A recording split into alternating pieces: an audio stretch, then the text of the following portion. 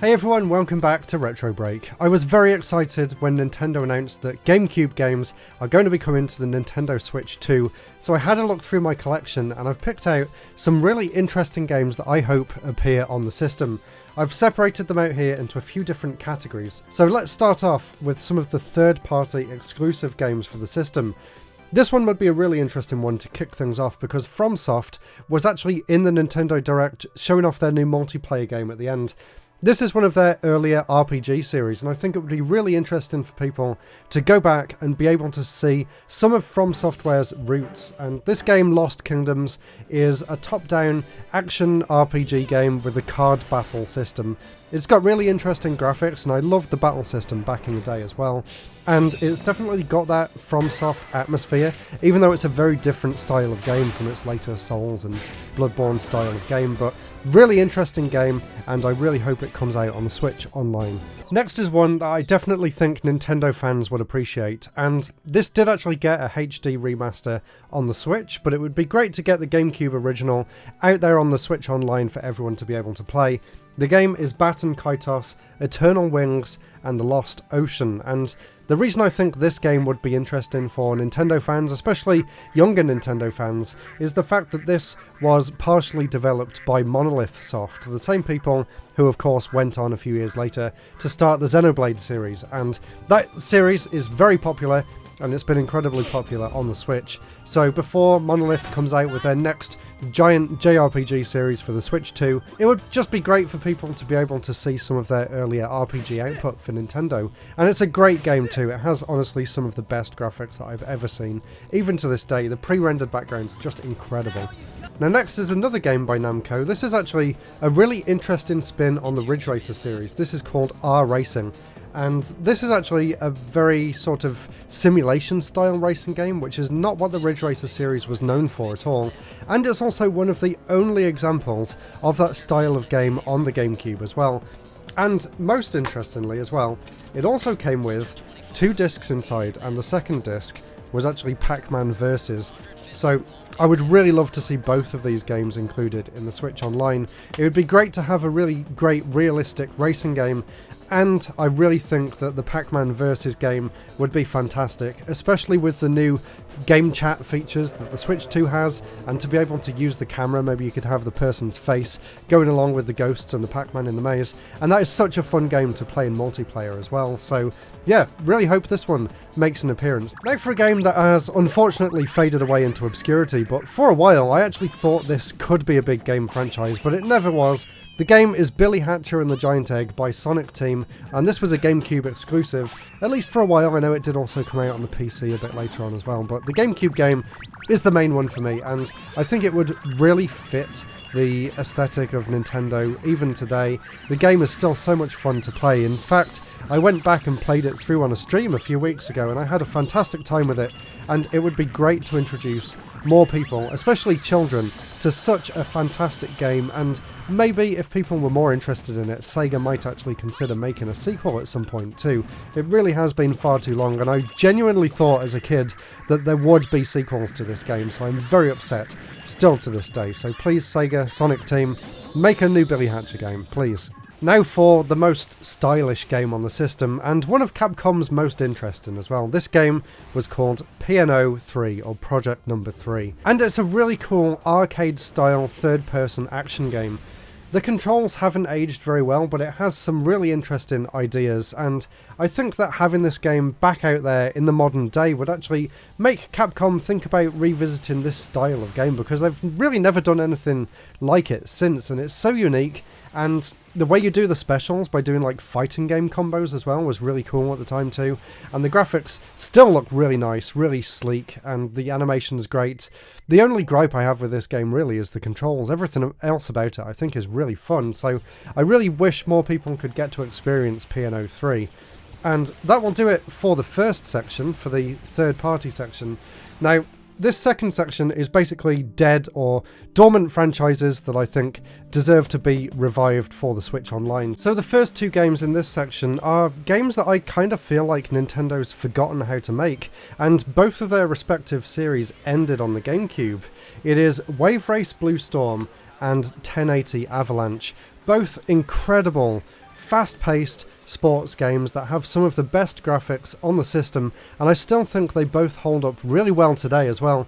And I really wish Nintendo would go back to making these extreme sports kind of games. It's very strange that they just completely forgot that they even made this genre for the past 20 years.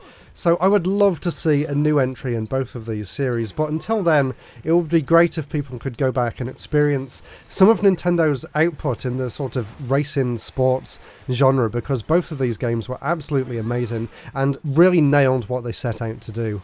The next one I think would be really cool just because it's so weird, and I really think that kids today would actually really dig this game. It's Dormant the Giant, and it's easily one of the strangest games that Nintendo's ever made. But they actually do like leaning into that strange weirdness these days, especially with things like Tomodachi Life and Miitomo and the Denpa Men and random things like that. So I actually feel like Dormant the Giant is due for a comeback, and it would be great for people to see what this weird, wacky game's all about. It's a lot of fun, and yeah, it died on the GameCube, basically, and I'm amazed that it ever got a release outside of Japan to begin with, to be honest, especially back in the early 2000s. I doubt this game sold very well at all, but it is far beyond overdue for a comeback, so really hope that Dormant the Giant gets put on the Switch Online. Now, this next game didn't exactly die on the GameCube, it actually died on the Wii, but I brought up the GameCube one here because I actually prefer this version, and I assume that Wii is going to follow suit in maybe another 5 or 10 years' time, and then maybe we'll get Battalion Wars 2, but for now I would love to see the original Battalion Wars coming out on the Switch, especially with the slightly renewed interest in the Advance Wars series thanks to the Advance Wars 1 and 2 remake that came out on the Switch a few years back. It would be really cool for people to experience the 3D version of that game as well, because I actually think it was really, really good and it kind of got overlooked, and I really, really wanted a Battalion Wars 3 on the Wii U. Imagine how cool that would have been with the top-down view of the map and being able to move your troops around and then actually see it in 3D on the TV. The Wii U days are long gone though, unfortunately, even though I still think it was one of Nintendo's best systems, but that's for another video. Bring Battalion Wars out on the Switch Online. And the final one for this set of games that I feel like have kind of died off, the next one is Wario World, and I think this would be really interesting for people to play, especially with the 3D Donkey Kong game that's coming out soon, because this was kind of the same thing but 20 years ago. There had never been any 3D Wario games, as far as I'm aware anyway, at the time, and I know Donkey Kong 64 exists, but it kind of feels like a bit of an offshoot compared to the rest of the series, considering it went back to 2D, but anyway, Wario World is a really interesting game that was made by Treasure, using the Wario character, and it's kind of like 3D side-scrolling stages mixed with a beat-em-up, and really cool puzzle rooms as well. So there's a lot to love in this game, and it's got some really crazy out there animations as well that I think would still make people laugh today, and it's definitely an underlooked game for the system, and I really do think it is ready for a comeback as well. So now, next is some of the more popular games, but ones that I think would be great to play on the Switch. The first one I chose for this set was WarioWare Inc. Mega Party Games, and I chose this one specifically for the game chat feature. I just think it would be so much fun to be able to play this game with 4 of your friends on the Switch Online, doing all the crazy mini-games together and the GameCube exclusive modes and things, and I don't really think many people have played this GameCube WarioWare game either, and it is really fun. It's not just the Game Boy Advance game, which a lot of people think it is. There's a whole new multiplayer element to it as well, and I think it would be absolutely perfect on the Switch too.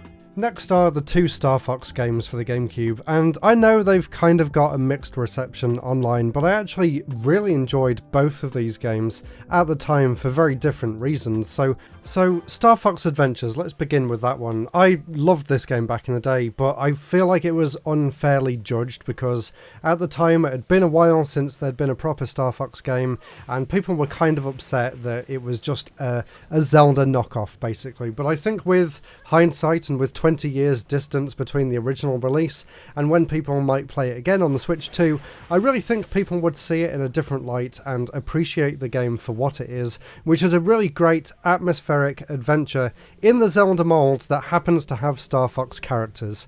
I honestly loved the game, and I do wonder whether it's held up as well as my memories of the game tell me it has.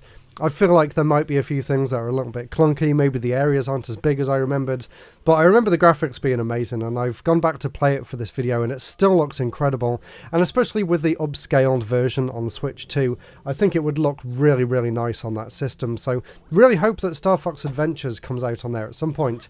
And Star Fox Assault is a very different game. This one's actually a lot more action focused, and a lot of people were upset about this game because the on-foot sections didn't really control that well, but there are actually options that you can do in the game to make it feel a lot nicer. And I'm one of the weirdos that actually enjoyed the on-foot sections quite a lot, and I found them very challenging but very rewarding too, and it was a great change of pace from the flying sections as well. So I really think this game, again, is due for a revisit for people to see how they feel about it after experiencing some of the later games in the series, and the way Star Fox Zero kind of went back to the Lilac Wars style. Maybe there is room for a game like this that explores a few other different gameplay genres as well. So I absolutely loved this in 2005, and I'm really curious to see what people would think 20 years later. Now, here's one I thought would definitely be announced, but it wasn't in the trailer and it wasn't in the selection of titles that came through at the end. Super Smash Bros. Melee, and how cool would this be to be able to play this online with people in your friend group using the Switch 2 membership program. Maybe they don't want to do it because they don't want to take sales away from Smash Ultimate or whatever Smash game comes out next, but I think there's room for multiple different Smash games on the same console, and I know a lot of people would be very excited about officially being able to play this game again, so I will be very curious to see whether this does turn up in the future or not. So let me know what you think the possibilities of this actually happening are down in the comments below. Another one kind of along the same lines as Super Smash Bros., and I'm not really sure whether this one will come out on the Switch Online, but I would love to see it on there because this is still my favourite version of the game series. This is Animal Crossing, or to give it its full GameCube title, Welcome to Animal Crossing, Population Growing, and I always loved that as a kid, and I really think it would be great for people to be able to experience the origins of one of their favourite game series today, and actually find out that it's not too far removed from where we were with the Switch version. In fact, there's some things that you can do in this one that you can't do in that one, so I really do think there would be room for both games, and yeah, the graphics haven't aged that well. They aged badly on the GameCube itself because they were just the same as the N64 game that came out in Japan before it, but even so, it's a really interesting series, and it would be really interesting to see where that series got its start as well. So hopefully Nintendo does release some of these ongoing series onto the Switch membership program as well. And that was it for that section, and now let's move on to the final section, which I feel like these games probably have the most chance of coming out on the system, at least closer to the launch, because a lot of these games seem to be getting sequels. Of course, let's start with Kirby's Air Ride. I was so excited to find out that Kirby Air Riders is coming out for the Switch 2. I did not expect that game from Sakurai at all, and I loved this game on the GameCube. I loved the multiplayer. And I'm one of the few people that actually really loves the single player in this game as well. And maybe before that game comes out on the Switch, it would be great for people to experience the original and to actually decide for themselves whether they like that style of game or not. And I am very curious to see whether the Switch 2 game will actually carry over the same control style as this game, because it's got a really unusual control method where basically the A button does absolutely everything, including braking and accelerating and boosting and drifting and using items, and it is very strange, but somehow it actually works. So, really great game, would love to see it come out on the Switch. Another game that of course I really feel like should come out on the Switch Online is Mario Kart Double Dash, and I have to say Mario Kart World looks absolutely phenomenal. I am so excited to be able to just explore all of the various different areas and find the tracks for myself, and it just seems like such a great concept for a Mario Kart game, and until this game came out, Mario Kart Double Dash was always my favourite in the series, and I feel like it's a lot of people's favourites as well, especially the multiplayer mode, so to be able to play this on the Switch 2 with game chat would be amazing, and a lot of people kind of missed out on Double Dash because the GameCube didn't do that well, and I think a lot more people played the Wii game or Mario Kart 8 on the Switch. So one of the lesser known games in the series definitely deserves playing more. So really hope that Double Dash comes out on it soon. And I think it will do, because it is very different to the new Mario Kart. So there's definitely room for both of these. And along with Double Dash as well, I just wanted to bring this up before we move on. I found this, which is what I got with my pre-order for Double Dash back when it came out on the GameCube. This is the cheat disc that Game was giving away, and as you can see there, it should have been $14.99 on its own, or $7.99 if you buy it with the game. And it was basically one of those action replay carts where you can like use it to do various things with the carts. Like you can make them giant, you can make them jump, you could, I don't know, complete all of the game 100% or something. But I just thought it was really cool to actually find that, because I haven't seen it for so long. So let me know if anyone else got this along with their copy of Double Dash.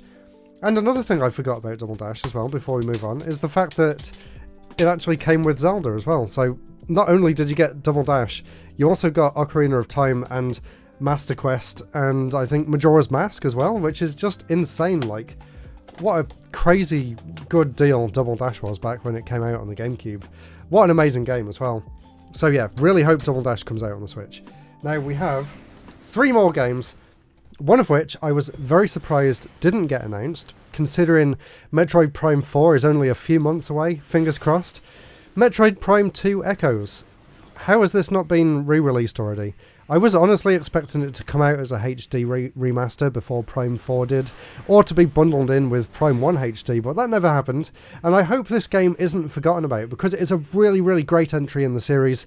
It's a lot more challenging than Metroid Prime 1, and it's a lot more interesting in the puzzles and the way the environment's made up, so I really hope it comes out on the Switch, hopefully before Metroid Prime 4, so that people can play a bit more of the series before they jump into the new game. And it would be great if Prime 3 comes out as well, obviously, but I don't think that's going to happen. But there is still a chance that Prime 2 does. And I really do feel like the world design and the gameplay would still hold up really well today. And another one that I honestly thought would be an obvious pick for Nintendo, and I was very surprised it didn't show up, Twilight Princess. Why they announced Wind Waker without Twilight Princess, I have no idea. I also have no idea why the Wii U versions of both games have never come out on the Switch, and seemingly will never come out on the Switch 2 at this point, because it's kind of past its time, I think, to be announced by now, but I'm pretty sure this one's going to come out very soon, and it is still either my favourite or second favourite Zelda game. I haven't quite decided, but it is definitely up there, and you know, this would be a milestone game for the service, and I really think people would sign up for Switch Online just to be able to play Twilight Princess on the Switch officially. Like, come on Nintendo, this makes perfect sense. Why was it not announced today? I have no idea. I'm glad that Wind Waker's there, but it would make sense for the other GameCube game to be there too. So let me know why you think that might be in the comments, and let me know what you think about Twilight Princess too. And to end this video, we're actually going to end on a fun one. So I was very happy to see that there was a new Donkey Kong game. I've been looking forward to a new 3D Donkey Kong game for a long time, and it looks amazing, and I really can't wait to play it. But I thought it would be fun for this game to come out on the GameCube, and to use the Joy-Cons to wiggle. It is not Donkey Konga, I'm not talking about the bongo game, I'm talking about Donkey Kong Jungle Beat. And this was actually made by the same team that made Mario Galaxy, so there was already a massive pedigree behind this, and the game itself is great fun as well. Of course, you can play it without the bongos as well, but it's nowhere near as fun. But I think it would be really cool if they put a little bit of effort into the Switch version to allow you to shake the Joy-Con in order to replicate hitting the bongos. You won't get that satisfying thunk as you slap on the bongos, but it would still be fun. Of course, it did also come out on the Wii, which surprisingly had less motion controls than the GameCube version, because you just used the analog stick to move on that one. So they could maybe implement some sort of Wii-style controls as well, where you use the analog stick to move, and you shake the console to do the clap and hit the enemies, maybe. But either way, it's such a cool game, and it's such a unique game in Nintendo's library as well, that I don't think many people at all have played, so it would be great to be able to play this before the new Donkey Kong game. That is it for this episode. Let me know what you think of my picks here, and whether you'd like to see them on the Switch 2, and let me know what you thought of the Switch 2 announcement as well. What games are you looking forward to, GameCube or otherwise? That will do it for this episode. Thank you very much for watching. If you want more GameCube content, check out my favourite GameCube games video up there, and I'll see you all again very soon. Goodbye.